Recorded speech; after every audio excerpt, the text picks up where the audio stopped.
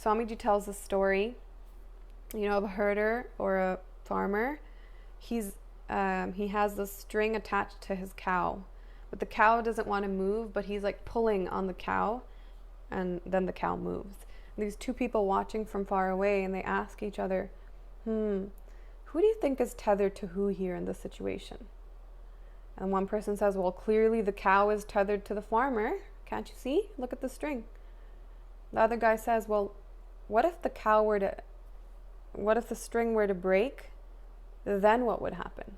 He said, well, the cow would start running off in the other direction, and the farmer would run after the cow. So the second person says, see, it's not the string that determines who's tethered to who. The farmer is tethered to the cow. You have to ask, do you own your money or does your money own you? Do you own your house or does it own you? Do you own your possessions or do the possessions own you? See, the thing is, to use things is a great thing. Use things, that's great. But to be used by things, that's a disaster. Right? Find out who in your life is actually the master. When your center becomes the most valuable thing, everything else becomes secondary effortlessly. And it's only when you become centered in meditation, in realizations, that's the source of confidence, and that's actually the source of resilience. When your inner kingdom is chosen over the outer one. Guru Gobind Singh Ji talks about Rajan ke Raja, Maharajan ke Maharaja, Aisa Raja chhod aur duja kaun te aiye. It says God is the King of kings, Emperor of emperors. Why would you leave such a kingdom? Who else are you going to bow to? Everything else is a slave to it.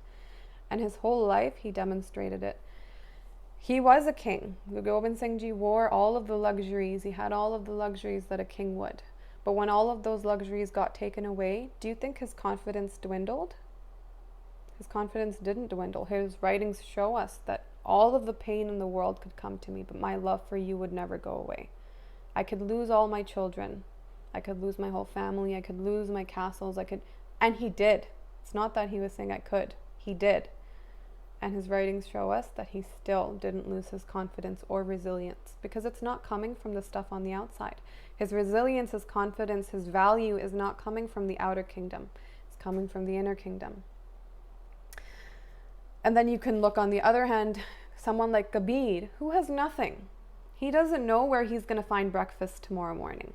He doesn't know where lunch is coming from, or if there's going to be lunch today.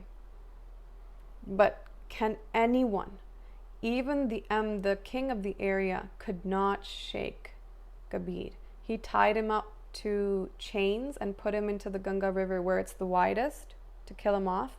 Still nothing shook Kabir. He's like, you can't tell me that I'm less valuable. It doesn't shake his confidence. It doesn't shake his resilience, because he has access to his inner kingdom. Diogenes versus Alexander. We say Alexander the Great, but is it really Alexander the Great, or is it Alexander the miser? Diogenes has nothing. He's sitting there naked underneath the sun, and Alexander comes, and what does Diogenes say? Move out of the way. Don't block my sun. And when Alexander's people say, we're going to pick you up, you better listen. He's like, you know what Diogenes responds? He's like, what you're going to pick up is not actually me. And what I am, you can't pick up.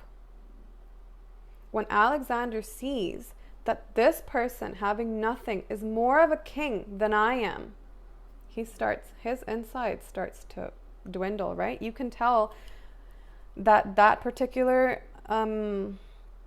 interaction and the interactions that he had with his own,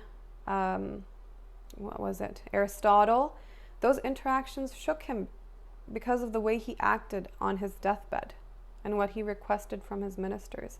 He said, on my deathbed, make sure everyone can see in my coffin that my hands are empty. Leave them out hanging like this. I want the world to see that Alexander the Great, who conquered the world, is leaving with nothing. I want them to see that.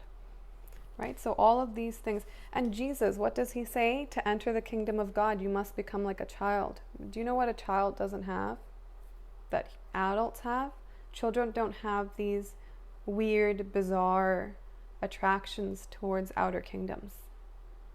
They only know themselves, and they know their innocence. They know their core values. But as they grow up, the world tells them otherwise. So we do have to become like children. We do have to become like Diogenes and Kabir and Guru Gobind Singh Ji in order for us to enter our own inner kingdom.